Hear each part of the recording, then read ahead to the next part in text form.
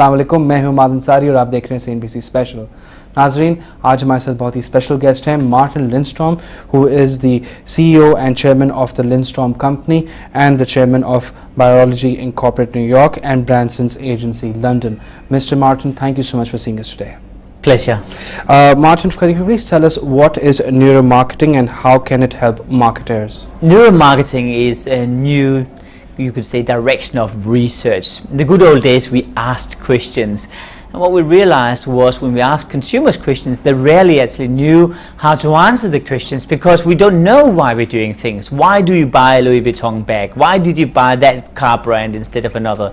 So we very quickly realized that most of the decisions you and I make every day takes place in the subconscious part of the brain. In fact, 85% of the decisions we make every day is in the subconscious part of the brain.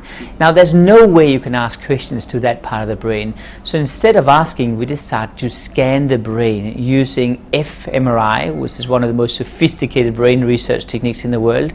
And Buyology, the book, spelled with B-U-Y, like buying stuff, that book actually looks into scanning 2,000 consumers' brains across 5 countries, also in Asia, including Japan and China.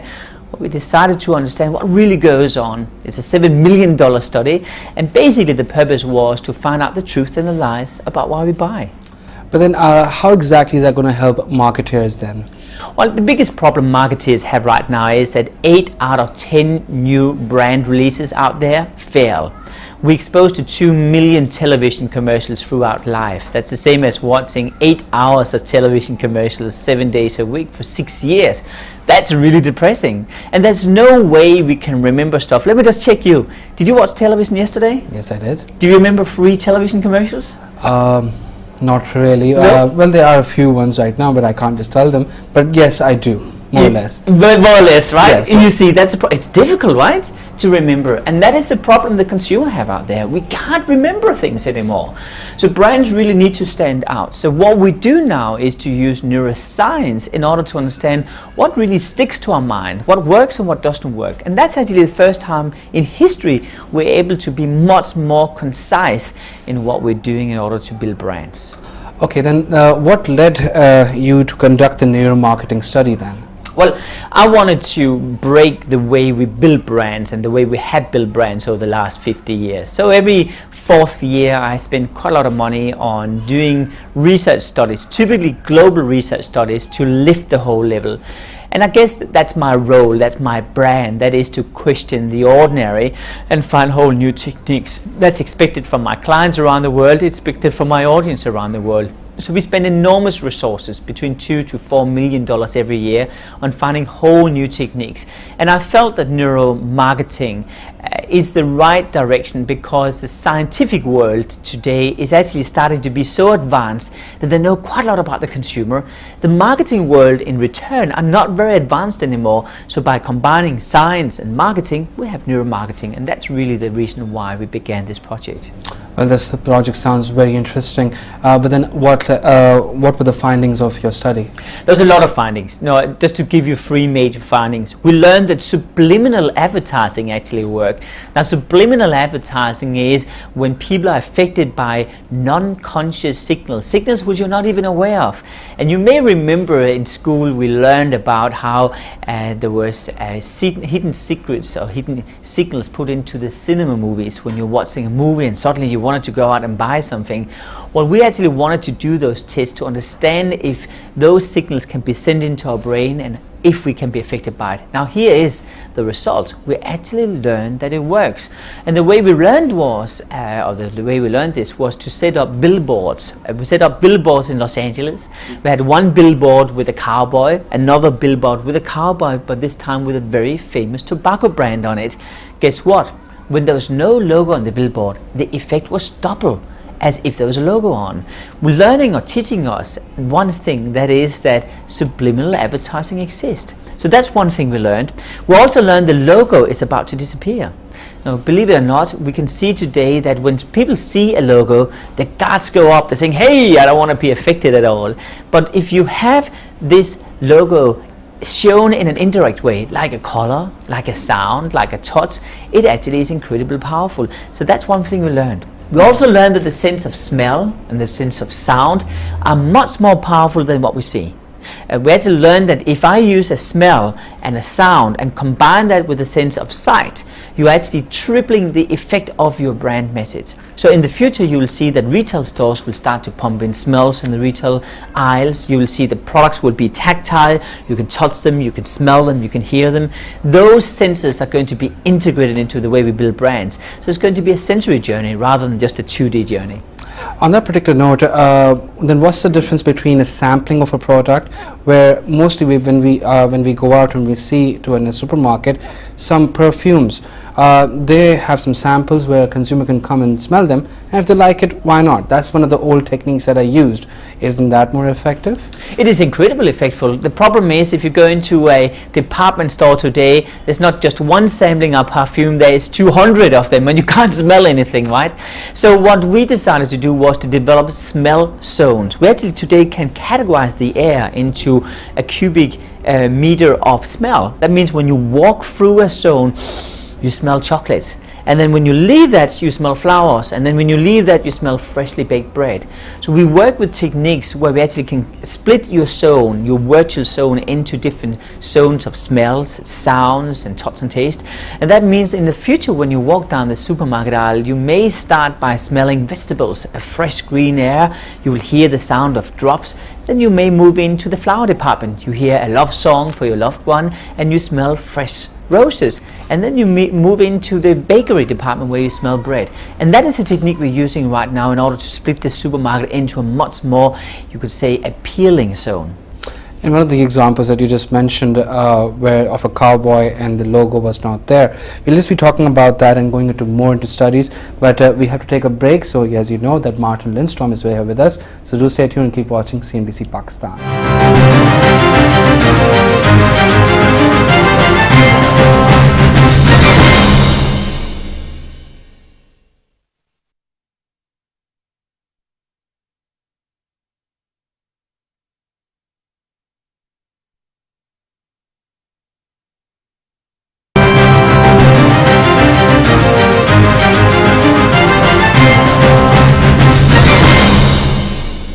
Welcome back. You're watching CNBC Special, and with me is Mr. Martin Lindstorm. Martin, before the break, we were talking about some various techniques that advertisers and marketers are using.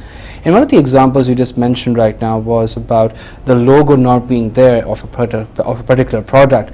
But over here, one of the old techniques is to advertise the logo, the logo, and the brand needs to be there. Is there any way that we can just remove the logo and still make the advertisement more effective? Absolutely, and that is going to be the future of brand building. Yeah, I want to stress one thing. Branding is not a logo.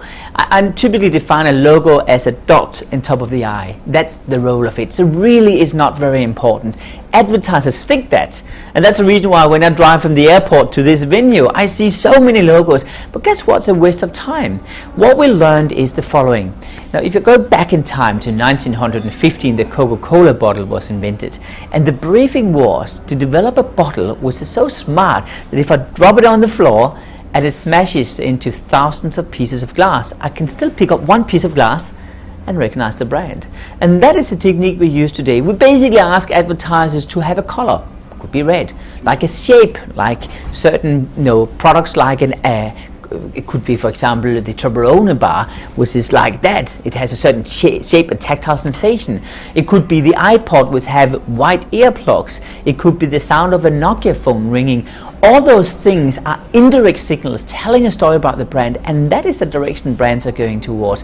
So in the future, you don't need to see the logo. You just feel a smell, and you think about the brand. You just hear a sound, and then you are just in the mood of the brand. That is a technique. And why do we do that? Because it's much more powerful. You see, if you feel you make up the mind yourself and no one is pushing you, you're much more likely to take a choice and buy the brand. If someone, on the other hand, is saying, hey, buy me, you actually will be resistant, say, nah, I don't want to be bought. So that is the reason why the smash your brand theory, as we call it, is going to take on around the world. Well, another thing we can add is feel your logo also. Absolutely. And I'm pretty sure that you will be able to feel, if you have an iPod, you could feel it blindfolded that this is an iPod. Just the heavy weight of it. There's a lot of brands which are doing really well, but most brands, unfortunately, in particular here in Pakistan, are not doing that well. Well, on that particular note, on the neuromarketing side, where do you feel is it quite invasive, where we're looking into people's brains? Are consumers very much happy with this kind of a technology? Well, Buyology, the book I've wrote to the broader public, it's published in 37 languages to consumers around the world. And the reason why I did not write it to the business community, but to the consumer, was to start up a debate. I want the consumer to understand what really goes on right now, so they have a fair chance of starting a debate and directing this in whatever direction they feel comfortable about. I must admit that around the world I haven't felt a lot of resistance to this, because one thing we learned is we cannot program people to buy things, and thanks for that, because that's, I think, good news. And we cannot in no way go in and see what you're thinking. But what we can do is we are able today to see your feelings, or at least your emotional engagement. So if you see a certain brand, we can see if you like it or if you don't like it, if you are recording it on your memory bank and what memory banks. These things we can see. And I think that is really appealing, because on one hand we really don't know what you're thinking, and that's fine, but on the other hand we can see at least if that brand is appealing for you or not. So from an ethical point of view, we're pretty comfortable about it right now. One of the more major questions is, in what is Buyology? That is Buyology.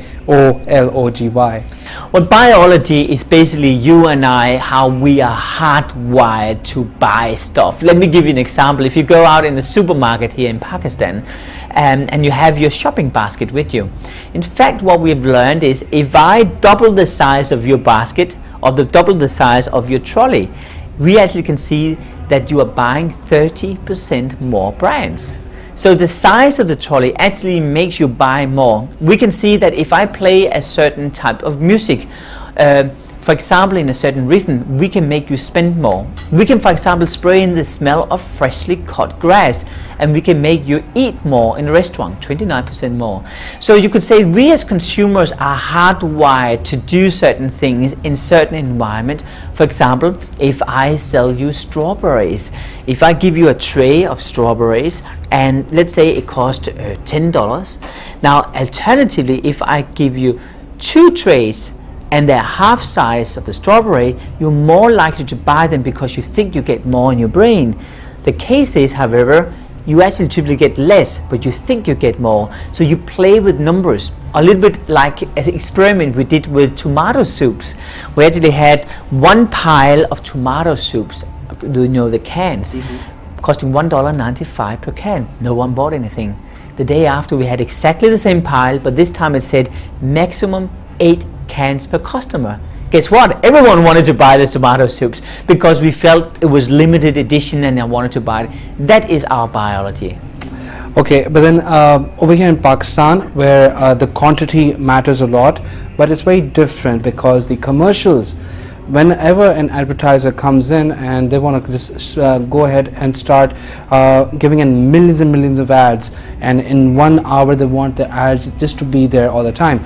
Could we change that technique? Would that be possible? Absolutely. Yes. Absolutely. Now, the technique we're seeing right now is the context of which you're placing your ads is essential. So if I place a television commercial for, let's say, it could be a cream, a moisturizer cream for women, and I place that in the middle of an action movie, guess what the brain is saying? Hey, that's not relevant for me. I'm used to an action movie, it's exciting, it's fun, it's really good.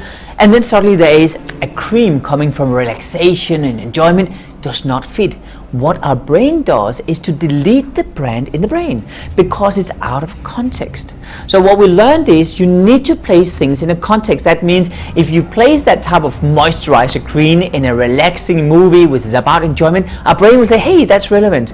And the biggest problem we see here in Pakistan is that most advertisers place the brand out of context, simply where it does not fit to the programming, and that means that the effect of your ad actually is going down 200%. Well, that's a huge number. Coming back to your books, how different is Buyology, your book, and also brand-wise, your previous book, are they both similar or they're different? Are there any points that they're converging together? There's an enormous difference between Brand Sense and Buyology. Brand Sense was the first book in the world talking about the importance of our senses. That was based on me asking questions. We used research companies around the world. We asked, I think it was on 6,000 consumers. But what I realized was I cannot ask questions. I need to understand things much more in depth. So Buyology is basically the largest neuromarketing study in the world where we scan consumers' brains. And there's not only a huge investment difference, Buyology also looks into religion, how the world of religion now is a source of inspiration for brands. We look into the whole concept of product placement, of sponsorship, how it doesn't work. We looked into the concept of how sex doesn't sell and stuff like that. So there's a range of different topics we look at in Buyology which are highly controversial, but which also is going to define advertising of tomorrow. Okay, then what's the purpose of doing the Buyology seminars over here? Can't people just read the book and get an idea what's it all about? Well, you know, it's funny you're saying it, because if people just could read the book, then it would be the same as saying if you and I were to meet, we can just meet over the phone. But for some reason, when you and I meet, we want to shake each other's hand, we want to look each other in the arms, and we want to have, you know, a relationship. And relationships are built one-to-one, or at least when you're in contact with the audience. Now, you know how it is. You read a book and you have so many questions. And who do you ask? No one, right? So the Buyology Symposium, which is the largest marketing show in the world, we have several 100,000 people attending around the world, is basically a way for me to get in contact with my millions of readers around the world, and where they can ask concrete questions about what they should do. Every day when you have a challenge in Pakistan, for you want to start up a brand, it doesn't work, what do? You can't ask a question like that into a book. You need to meet the person. And speaking about seminars, I believe today you also had a seminar, and also since you've come, you have a lot of seminars. How was the seminar different today at a school, at a local university? Well, you know, I love to go to universities and school because that's a way for me to spread the word to the next generation. And I think it's incredibly important to do that. You know, yesterday was for a very solid business audience for all the major brands here in Pakistan, and it's just very different. You know, you can feel a lot of energy when it's young people, when it's the business audience, it's very serious questions. So it's wonderful in its different ways, but you can certainly feel there's energy no matter who I meet about Buyology. Well, this is your second visit to Pakistan, and we are so glad and honored that you're here. How have you found Pakistan till now? I love Pakistan, I really do, and I said that to everyone both yesterday and today. Here's the biggest problem I see with Pakistan: it's totally misunderstood brand. You know, I read the newspaper, I watch the television like CNBC, and you just have disasters. Whenever you hear Pakistan, it's the same as disasters. So people are afraid of coming here, and I decided to say, no, I don't want to be afraid. I want to see what the reality is all about. But you know, Pakistan needs to be rebranded. It is essential right now, because else it's so hard for you to do business here. It's hard for you to attract tourism, and most importantly, it's difficult to attract talents as well. So I think one of the most important branding exercises in this country is to rebrand Pakistan. In one of your websites I was going through, you can also tell us, our viewers, that what's this website all about. Interestingly, we were reading about your biography, and you said that since you were about 12 years old, and that Lego example, just a quick recap, can you tell us how did it all started off? How did this idea come to you? I was a huge fan of Lego. I still am, by the way, when I was a kid, and I had my own Lego land in the backyard of my mom and dad's garden, and I was really into this. I had canals with water in it, I had special bonsai trees I was cutting. It took me a whole year to develop this Lego land. Now guess what, I opened the doors charging $1 per person, and there's only 2 people showing up, my mom and dad. So I said, oh, there's something wrong. So I went down to the local advertising agency, persuaded them to put an ad in the paper, and 2 days later I had 132 people. Now here's the interesting bit. Guest number 131 and guest number 132 were the legal team from Lego suing me, and basically later on they offered me a job instead. So I started to work for Lego when I was 12. Well, that's an interesting story, Martin, and thank you so much for coming in today and talking to us. You're welcome. Thank you so much. Viewers, that was Mr. Martin Lindstorm, who was talking about his books. Hope you liked the program. Imad Ansari को और CNBC special की team को याद दीजिए। मज़ीद updates के लिए देखते रहिए CNBC पाकिस्तान।